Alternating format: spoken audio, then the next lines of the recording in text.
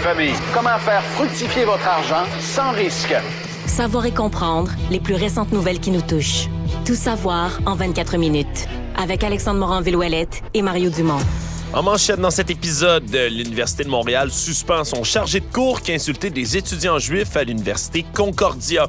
Les audiences publiques sur l'ingérence étrangère au Canada débuteront dès le mois de janvier. Selon le Royaume-Uni, un attentat terroriste au Canada est très probable et le secrétaire d'État américain Anthony Blinken plaide pour le Canada en Inde. Tout savoir en 24 minutes. Tout savoir en 24 minutes. Bienvenue à Tout savoir en 24 minutes. Bonjour Mario. Bonjour.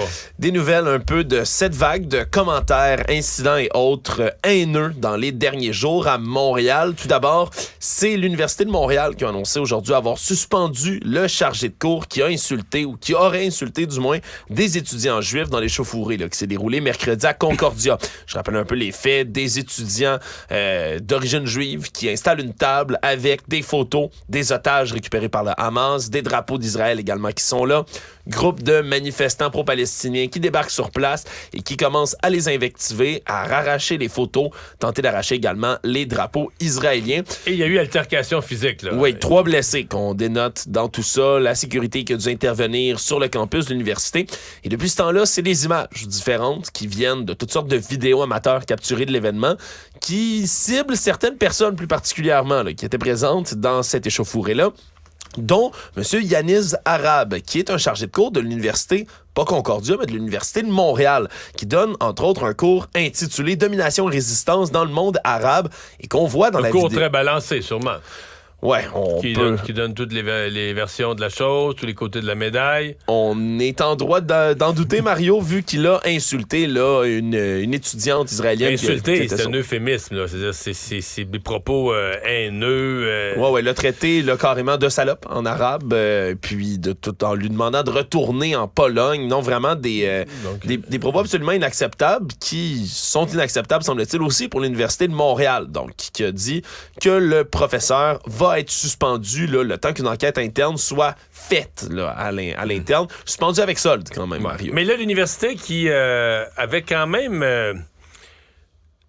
raté quelque chose, là.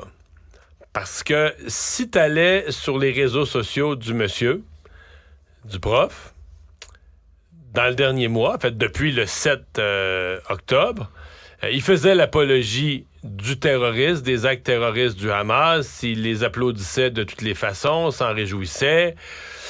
Donc, peut-être que l'Université de Montréal, je comprends qu'une grosse université comme ça, qui a 50 000 étudiants, ne surveille pas nécessairement ce que chacun de ses chargés de cours, enseignants, fait sur les réseaux sociaux, sur chacun de ses réseaux sociaux. Mais si j'apprenais demain que quelqu'un l'avait porté à l'attention de l'université puis qu'ils n'ont rien fait, je serais quand même étonné, là.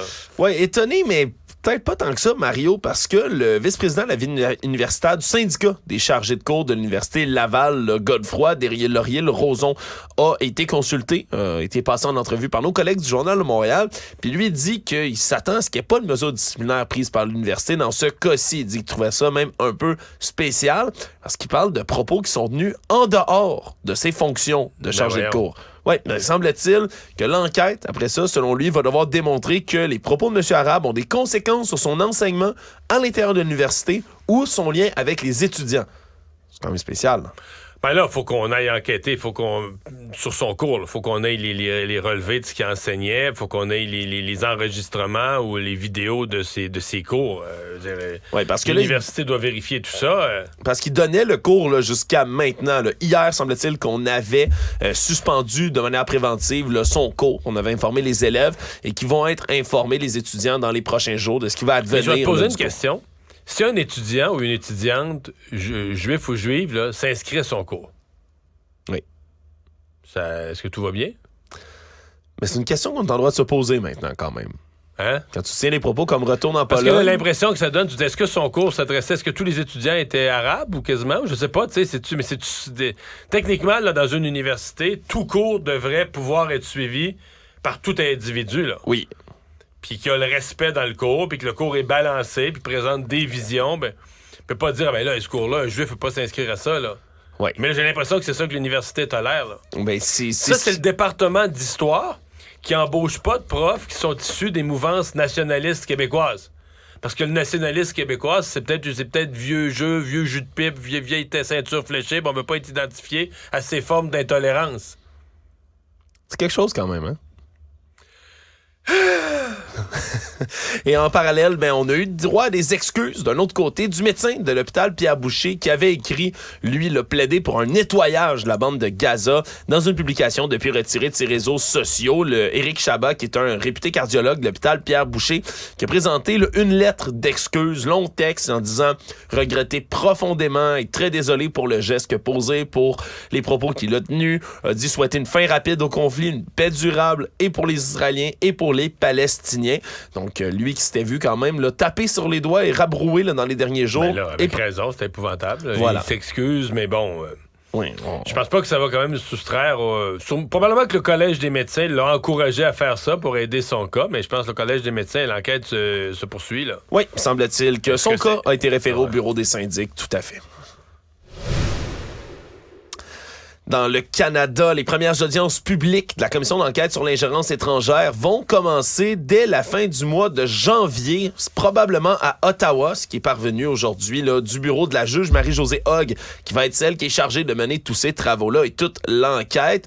Parle de délais qui vont être serrés mais équitables. Mario, c'est parce qu'elle doit elle dit qu'elle commence les audiences fin janvier. Si je me trompe pas, on lui a exigé un rapport préliminaire dès la fin février, quelque chose comme ça. Exactement. Bon, c'est pas un rapport final, c'est un petit rapport d'étape, mais quand même. Oui, exactement. Faut peut-être quelque chose à mettre dedans. Oui, c'est ça. Donc, on va commencer son premier rapport rendu fin février. Et après ça, il va y avoir une deuxième phase d'audience qui vont commencer en septembre 2024. Le rapport final entier, lui, doit être rendu dès la fin de l'année 2024. Donc oui, des délais qui sont quand même serrés, surtout qu'ils vont avoir beaucoup de preuves à accumuler. Puis c'est vraiment ce qui va être au cœur de cette histoire-là, Mario, c'est qu'elle va avoir le mandat, la juge Hogg, de départager qu'est-ce qui peut être rendu public, qu'est-ce qui doit demeurer confidentiel. Puis on se comprend que ça va être un dossier où on va parler de sécurité nationale. Donc, des informations confidentielles, il va en avoir à la pelletée. C'est sûr qu'il y aurait des journées qui seront complètement interdites de diffusion. En fait, plus qu'interdites de diffusion, mais où les journalistes pourront même pas assister. Personne va pouvoir assister. Donc, des journées de travaux qui vont se passer complètement à huis clos. Ça, à mon avis, c'est inévitable. Oui, parce qu'ils veulent quand même garder, c'est dans leur mandat, d'être transparents. Ils veulent que le plus d'informations possible se rendent aux oreilles et aux yeux du public dans cette enquête-là. Mais je me demande quand même, parce que là, dans le fond, ça va être l'année 2024. Si on se résume, ils commencent leurs travaux, mais la partie, là, ils travaillent entre eux. La partie non publique, ils vont en faire un petit peu fin 2023. Mais les audiences, la partie publique, ça va être 2024. Est-ce que 2024 va être une année d'élection, en d'autres termes? Est-ce qu'on pourrait se retrouver en plein milieu de tous ces travaux et on part en élection? La question se pose. C'est pas automatique, là. Après la dernière élection, tout le monde avait souhaité dire, regarde, on veut pas des élections tous les 2 ans, on va essayer de faire notre mandat au complet, se rendre en 2025. Mais on oublie parfois que c'est un gouvernement minoritaire qui est là. Oui, puis c'est pas du tout à exclure qu'il y a une élection durant l'année 2024, donc avant la conclusion finale sur de la commission sur l'ingérence. Actualité. Tout savoir en 24 minutes.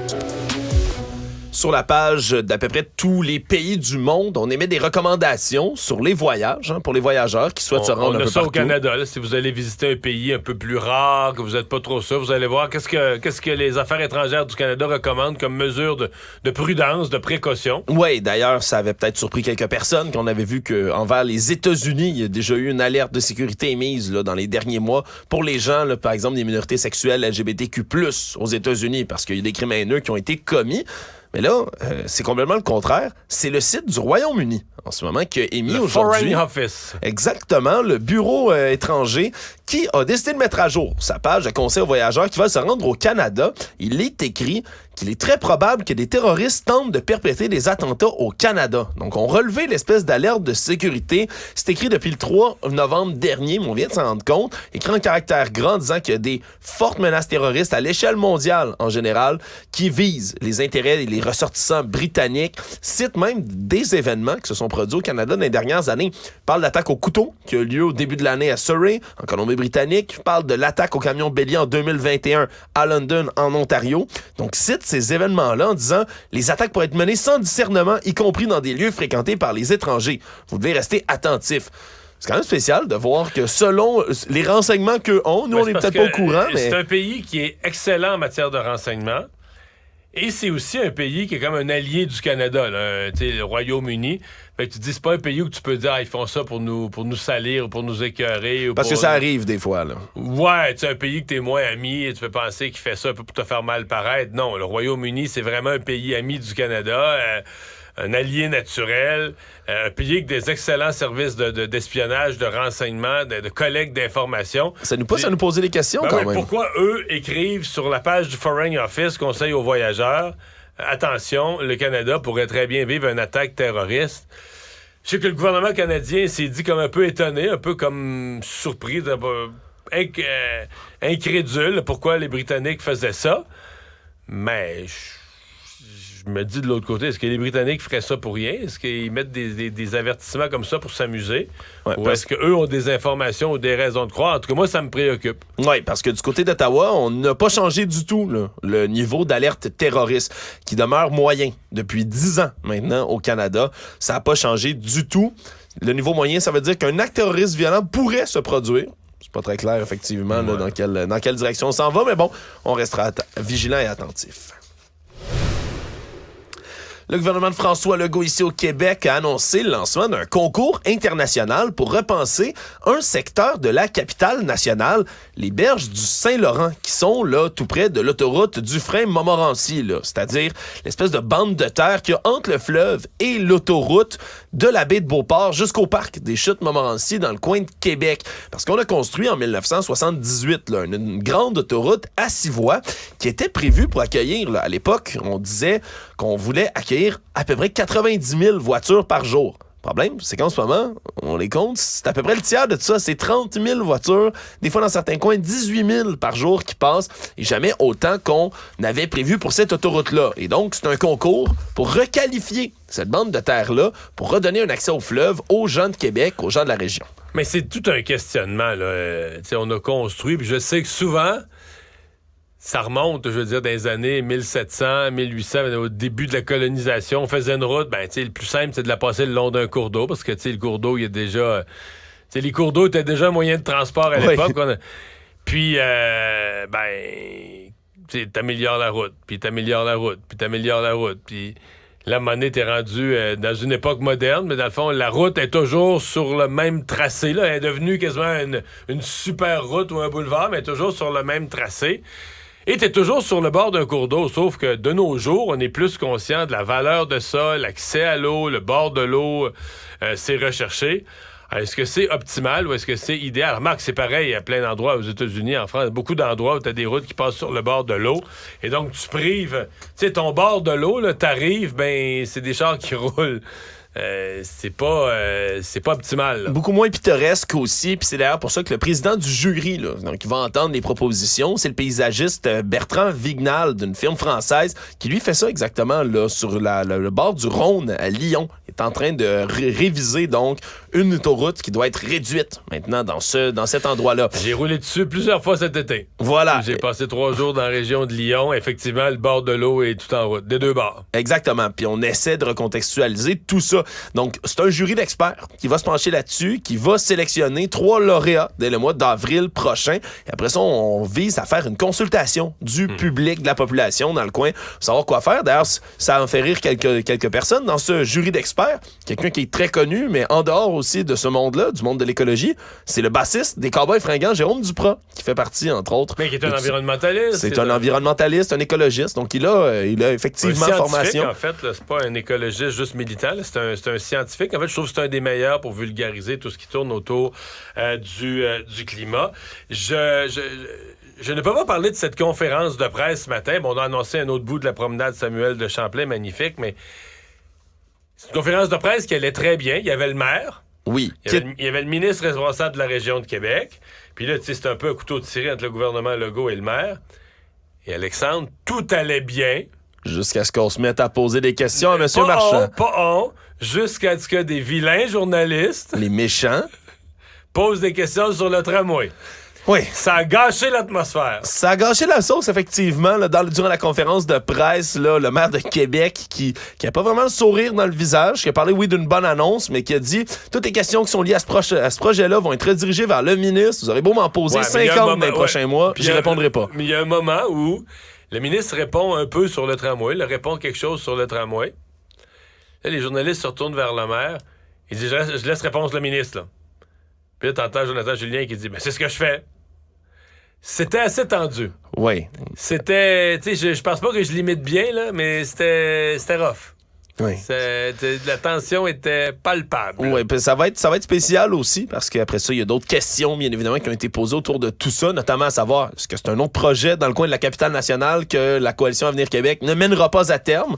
Quelque chose d'autre qui a été Ouais, posé. mais là, il y a du nouveau, c'est que là, on a remis le projet à la Caisse de dépôt, puis finalement, un des principaux experts de la Caisse de dépôt dans l'évaluation de projet avait déjà dit, et on pense qu'il pourrait toujours avoir la même opinion, avait déjà dit il y a une couple d'années, le tramway, c'est ça, là, c'est ça qu'il faut, vous n'aurez pas mieux, c'est le meilleur transport. Journal de Québec, qui a un gros dossier aujourd'hui, c'est fascinant. Et là, écoute, là, on réfléchit à haute voix, mais j'en étais à me demander, serait-il possible que le projet de tramway soit ressuscité par la Caisse? Et je m'explique, parce que ce qui a tué le projet de tramway, il devait y avoir 2 consortiums qui déposent des propositions. Donc, tu aurais eu 2 gros joueurs privés, le consortium de firmes de génie, firmes de construction, d'infrastructures. Ouais. Et premier s'est retiré. Le deuxième s'est retiré il y a une couple de semaines, rendant la ville, gros gens comme devant, là, plus de consortium. Et là, le maire a dit, on va le construire nous-mêmes. La ville, on n'a plus de consortium qui veut le prendre en charge, on va le faire nous-mêmes. Mais ce qui a découragé les consortiums, en tout cas, une des choses qui semble être arrivée, c'est ce qui avait circulé pour le deuxième consortium, c'est que les banquiers ont décroché. Les banquiers ont vu le risque financier, les banquiers ont comme arrêté de croire au projet, puis là, le consortium, mais si tu te lances dans un projet avec des milliards, il faut que tu puisses t'appuyer sur des banquiers là, qui t'avancent l'argent. T'as besoin de l'argent, on s'entend. Ben oui. Et donc, les banquiers pourraient peut-être intéresser à revenir si le joueur qui est à l'autre bord de la table s'appelle la Caisse de dépôt et de placement du Québec, qui vaut 400 milliards. Là. Ouais. Ça serait quand même absurde, Mario, un peu de... Un peu, ça dépend. Si ça ramène les consortiums à table, donc si ça ramène 2 consortiums qui redeviennent en compétition, dans la compétition font des appels d'offres à un prix plus raisonnable, oups, là, on est devant une nouvelle réalité complètement. Là. Oui, puis ça pourrait être positif, Mario, mais entendons-nous, ce serait quand même... on aurait fait le tour au complet, le grand tour, mettons, pour se rendre au point de départ. Mais si tu fais partie de ça, et je pense que c'est le cas de François Legault, qui était très inquiet de voir la Ville de Québec, qui n'a pas vraiment d'expertise là-dedans, disait, moi, je deviens le maître d'œuvre d'un projet de tramway. Je pense que ça inquiétait beaucoup de gens. Le maire disait, oui, on va être capable, mais c'était une prise de risque. Si ça tourne mal, c'est la Ville qui se retrouve avec des milliards de trous sur les bras, qui va aller voir le gouvernement en pleurant en disant, je suis en faillite. Donc, en d'autres termes, si vous êtes tanné d'entendre parler du tramway, vous allez être déçus. On va en parler encore en masse. Tout savoir en 24 minutes. Du nouveau dans la disparition du jeune Jesse Duchesneau, 19 ans, dans le coin de Québec, lui qui manque à l'appel, je le rappelle, depuis samedi. On a retrouvé un téléphone cellulaire qui, selon toute vraisemblance, lui appartiendrait tout près de la rue du Pont, semble-t-il, dans un stationnement souterrain. C'est un ami du jeune homme, d'ailleurs, là, qui mène des recherches. Parce qu'eux continuent, ses amis, sa parenté, continuent les recherches. Oui, parce que l'enquête du service de police de la Ville de Québec dure toujours, mais on n'a plus de recherche terrain comme tel, là, de policiers à pied qui cherchent puis qui ratissent le secteur. Mais les amis, eux, continuent de le faire, famille aussi. Et donc, on dit, non seulement le jeune ami aurait identifié le téléphone du jeune Jesse Duchesneau, mais on dit également que ça correspondrait avec l'endroit où il se serait assoupi vers 4h40 là, du matin. Là. Il y a un endroit où il se serait comme reposé, tombé, dormi, puis serait reparti. C'est dans ce coin-là également. Donc, selon toute vraisemblance, ça ferait bien du sens là, que son téléphone ait été retrouvé à cet endroit-là. Et là, pour l'instant, c'est le module des crimes technologiques du SPVQ qui se saisit de l'objet, vont l'identifier, premièrement, pour être sûr que c'est à lui. Et là, après ça, on pourrait avoir des images, peut-être là, prises ou des informations dans le téléphone cellulaire qui pourraient donner de nouveau espoir pour les recherches. La famille, bien évidemment, qui ont un nouveau souffle dans cette histoire-là, mais qui se cachent pas quand même. Mais là, qui s'inquiètent que toutes les dernières images, le cellulaire où il est trouvé, la dernière caméra de surveillance, la direction qu'il prenait sur la caméra de surveillance là, le long d'une piste cyclable. Tout ça est sur le bord de la rivière Saint-Charles. Et ça provoque des inquiétudes. Toute la fin de semaine, un hélicoptère de la Sûreté du Québec va survoler là, les plans d'eau dans la région. La Garde côtière canadienne, la GRC, puis l'équipe nautique du SPVQ vont ratisser et la rivière Saint-Charles et le fleuve dans les prochains jours. Évidemment, c'est là la première piste là, de découverte dans cette histoire-là. Économie. Québec va imposer un bureau d'audience publique sur l'environnement, un BAP, sur une partie du projet de méga-usine Nordvolt, sur la partie de recyclage des batteries. Nouvelle qui, semble-t-il, a été bien accueillie par Nordvolt aujourd'hui, mais qui est quand même critiquée, là, entre autres, par les oppositions. Du côté de Québec solidaire, on disait aujourd'hui que ça aurait pris un BAP pour tout le projet, là, vu que c'est un des plus gros projets industriels de l'histoire du Québec, et pas seulement pour un petit aspect du projet, qui est l'aspect recyclage de batteries, qui en soi, on s'entend, est déjà quelque chose qui fit un peu avec des visées environnementales. Est-ce qu'on aurait dû imposer un BAP au complet, Mario? Je pense que c'est une question de délai. Là. Je veux dire, c'est on met beaucoup d'argent, les gens qui trouvent qu'on met beaucoup d'argent dans Nordvolt. Mais je veux dire, c'est qu'on veut se positionner dans une industrie d'avenir, on veut se positionner dans ce qui va être les véhicules du futur. Puis c'est une course effrénée là, de tout le monde, l'Ontario, les États-Unis, l'Europe, tout le monde veut prendre sa place dans la nouvelle industrie. Fait que c'est sûr que si tu mets des conditions qui font que Nordvolt retarde son projet d'1 an ou 2, ils vont tout simplement aller ailleurs. C'est aussi bête que ça. Là. Le Monde. On l'avait peut-être oublié en raison de tout ce qui se passe à l'international, Mario, bande de Gaza, conflit en Ukraine et autres, mais il y a quand même des tensions qui existent encore entre l'Inde et le Canada. Je rappelle que depuis le mois de septembre dernier, lorsque le premier ministre Justin Trudeau a révélé en chambre qu'il y avait des allégations crédibles que ce seraient des agents du gouvernement indien qui seraient venus assassiner sur le territoire de la Colombie-Britannique Hardeep Singh Nijjar, un militant sikh qui est qualifié par New Delhi, lui, d'extrémiste.